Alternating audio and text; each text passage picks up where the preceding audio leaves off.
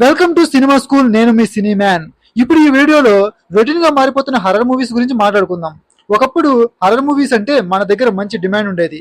RGV గారు start చేసిన ఈ ట్రెండ్ అప్పుడు హర్రర్ మూవీస్ అంటే భయపెట్టడం అనే స్టేజ్ నుంచి భయపడే క్యారెక్టర్ ద్వారా జనరేట్ అయ్యే ఆర్గానిక్ కామెడీ ద్వారా ప్రేక్షకుల్ని ఎంటర్టైన్ చేయడం అనే ట్రెండ్ స్టార్ట్ అయ్యింది. దీనికి పర్ఫెక్ట్ ఎగ్జాంపుల్స్ అంటే చంద్రముఖి, కాంచనా మూవీస్, అలాగే మన తెలుగులో వచ్చిన ప్రేమ కథా చిత్రం. అయితే ఆ తర్వాత సేమ్ ఫార్మాట్ తో చాలా హర్రర్ మూవీస్ వచ్చాయి. రాను రాను ఏమైపోయిందంటే హర్రర్ మూవీస్ అంటే రొటీన్ టెంప్లెట్ అయిపోయింది. ఒక ఆత్మ, దానికి ఒక బ్యాక్ స్టోరీ, ఆ ఆత్మని వెంచి తీర్చుకోవడం, క్లైమాక్స్ లో ఆత్మ యొక్క కోరిక తీర్చి పంపించేయడం, ఇలా డిఫరెంట్ వర్షన్ లో వచ్చిన సేమ్ టెంప్లెట్ రిపీట్ అవుతున్న ఫీలింగ్ అయితే కలుగుతుంది. మధ్య మధ్యలో ఎక్కడి పోతో చిన్నవాడ లాంటి సినిమాలో ట్విస్టులతో రాసుకున్న స్టోరీకి ఆడియన్స్ అట్రాక్ట్ అవుతారు. మసూదా లాంటి సినిమా భయపెట్టినా ఆ కథ రొటీన్ గా ఉన్నా సరే కథనం అనేది చూసే ఆడియన్స్ ని అట్రాక్ట్ చేసే విధంగా ఉంటే చాలు, ఆర్గానిక్ కామెడీతో నవ్విస్తే చాలు, ఆ సినిమా రిపీట్ వాల్యూ ఉంటుంది అన్న ఫీలింగ్ అయితే కలుగుతూ వచ్చింది.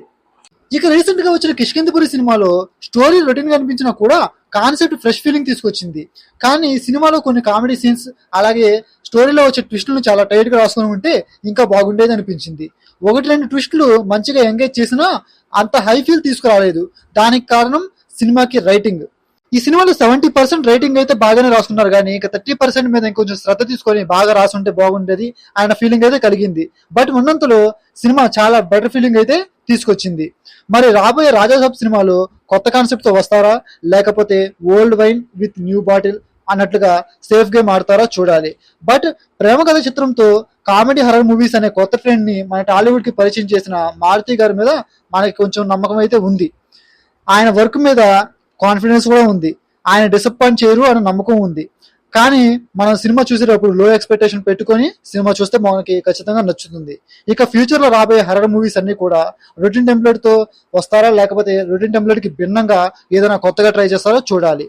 ఏది ఏమైనా మంచి సినిమా వచ్చిన ప్రతిసారి మనం ఖచ్చితంగా ఆదరిస్తాం. అలాగే హర్రర్ మూవీస్ కి చాలా మంది ఫ్యాన్స్ అయితే ఉన్నారు.